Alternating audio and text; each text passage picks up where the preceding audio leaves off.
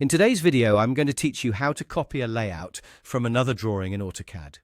If you've ever found yourself needing to duplicate layouts from one drawing to another, this guide will walk you through it step by step. Let's dive straight in.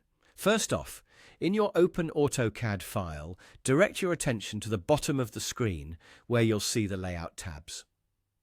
They are typically right near the bottom left corner, labeled as Layout 1, Layout 2, and so on, depending on the number of layouts you've created.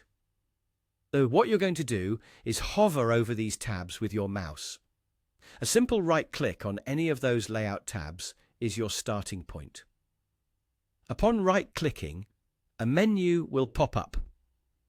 Here, you're going to look for and select the option labeled From Template. Now, don't let the wording confuse you. Even though it says From Template, this is also how you'll access layouts from existing DWG files, which is just AutoCAD's way to refer to its standard drawing files. So when you see that option, go ahead and click it. The next window you encounter is a typical File Explorer interface. But before you get too click-happy, notice the File Type drop-down menu. It should appear somewhere near the bottom of the window. Usually it defaults to showing only DWT files, which are templates.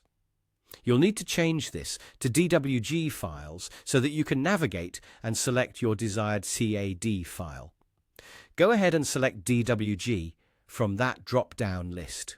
This step ensures you'll be able to access all the available drawing files on your system. Now, with that done, it's time to navigate to the specific CAD file from which you wish to copy the layout. Think of this as browsing through your folders and files, just like you would when opening any document on your computer. Once you've located and selected your CAD file, a new window will appear. This window is even more specific. It'll list all the layouts currently within that chosen file. Here, you'll see a list of layout names ready for copying.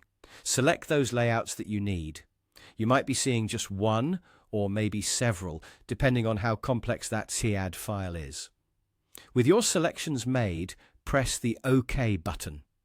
And just like that, the chosen layouts will appear alongside your existing ones at the bottom of your working drawing. It's incredibly handy, isn't it? By following these steps, you've quickly transported layouts from one drawing to another, sparing you the hassle of recreating them from scratch. I hope this guide has made the process clear and straightforward for you.